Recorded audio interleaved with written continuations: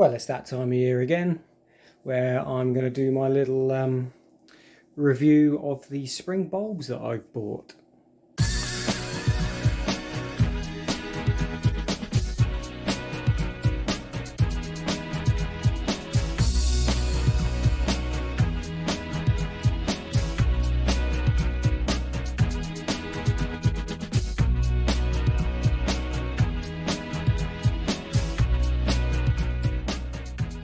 So I've selected quite a few spring bulbs this year from various different supermarkets and garden centres and whatnot.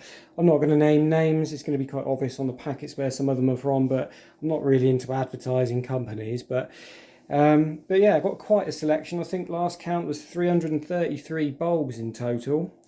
But yeah, I'll start from the beginning. Hello, Willow. So we've got my usual quota of crocuses. So we've got Bars Purple, King of the Striped, which I always get, and 4 packs of Ruby Giant. Over at the back here we've got 1 pack of Dutch Irises, 1 pack of Snake's Head Fritillaries. I planted some Snake's Head Fritillaries last year, they didn't come up, but I do like them, I'm going to try again. And then this kind of pale blue Muscari.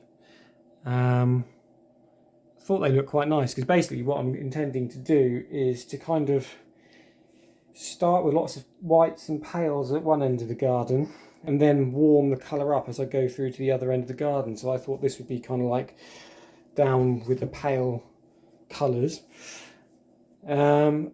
And then over here we've got quite the selection of hybrid tulips. We've got Elegant Lady. We've got 2 packs of Giuseppe Verdi.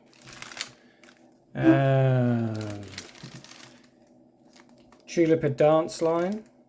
Nice kind of strawberry ripple effect.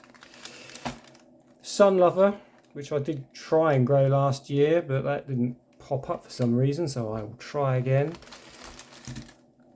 Banjaluka, it's got quite nice hot colours, so they look nice. And these kind of specialist ones, Tulip Brisbane, they look nice. Look at the nice frill to the edge there, like that. Similar with this Tulip Lambada, very similar kind of look. Nice hot colours. And then for the cool end of the garden, I've got some white Triumphata, plain white tulips. Very nice indeed. And what I've tried to concentrate on a little bit more this year are the species and botanical tulips. Now these typically have smaller bulbs, but these ones are the ones that tend to come back every year and naturalise. So I'm hoping that given a few years that they should multiply under the lawn and in my beds and put on quite the display every year. Typically with the hybrid tulips, the ones with the large bulbs and the more showy blooms, they don't reliably come back every year that I've found anyway. So really they're kind of just for the 1 year. Most people grow them as annuals, but these ones, I think, even though they're not quite as showy, if they do multiply and I get hundreds of these growing in the garden, then it will be quite showy, to be honest with you. So yeah, looking forward to that. And then yeah, with my daffodil selection, I've got some interesting ones. I've got some Pheasant's Eye. I chose these because in fact, a lot of these are quite white coloured ones, which are going to go down the far end of the garden because they'll pop. I'll be able to see them from the kitchen window. But we've got some nice daffodil minnows. Grown these before. I love little miniature daffodils. They look really nice. This is an interesting one. This one's called Paperwhite Ziva. And they have really large bulbs. So I'm assuming you get like clusters of these flowers coming out of each bulb. So yeah, very nice. And then some Sir Winston Churchill. Again, These have got like a very pale colours. And then my usual bag of generic yellow daffodils there. And then I'm not sure what ones these are. They're called Narcissus Tazetta. I can't remember what they're supposed to look like. But yeah, got a kilo of those. I'm sure they'll look delightful in the garden.